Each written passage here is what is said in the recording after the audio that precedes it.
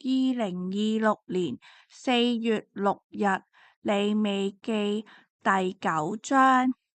到了第8天，摩西把亞倫和他的兒子以及以色列的眾長老都召了來。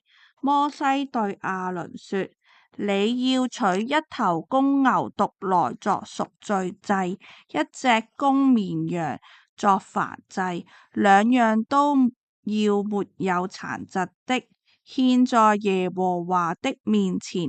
你也要告訴以色列人，你們要取一隻公山羊作贖罪祭，又取一頭1歲的牛犢和一隻1歲的綿羊羔作燔祭，兩樣都要沒有殘疾的，又取一頭公牛和一隻公綿羊作平安祭，宰獻在耶和華面前，又取用油調和的素祭。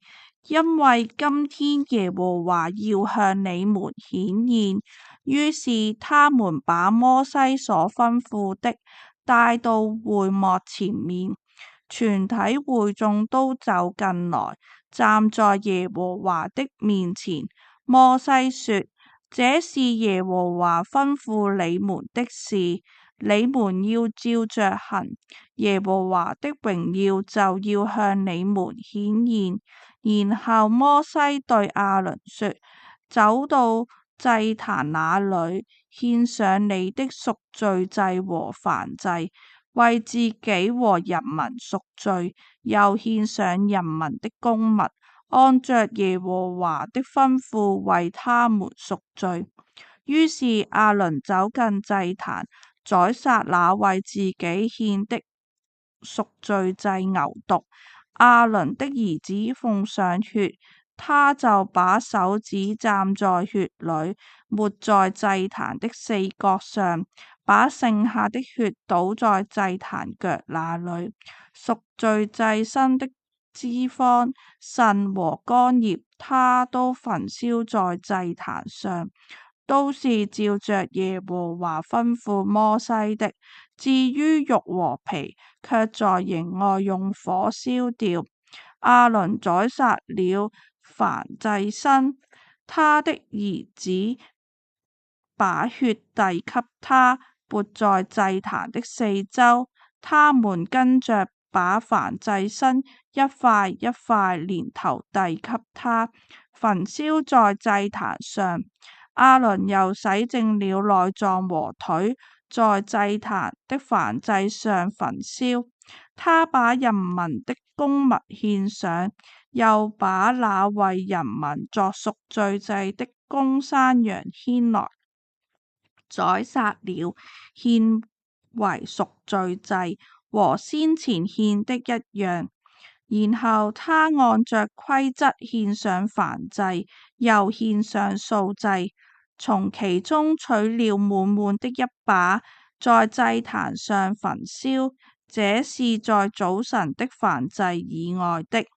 亞倫又宰殺了那為人民作平安祭的公牛和公綿羊。亞倫的兒子把血遞給他，潑在祭壇的周圍。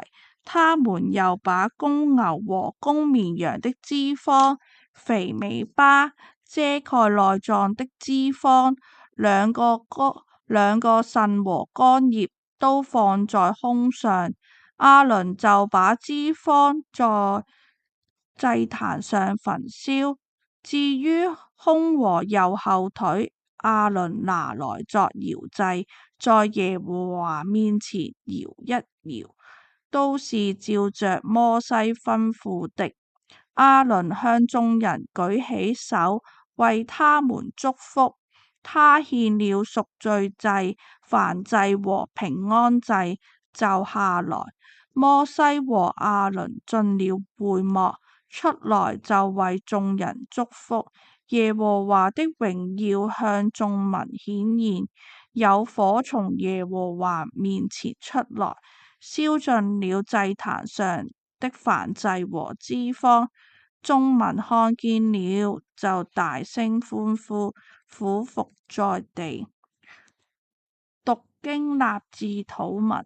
親愛的天父，感謝你藉着聖經向我們展露你的心懷，你向我們所懷的美意何等眾多而寶貴，看似完美的事物也有它的限制，而你的命令卻寬廣無限。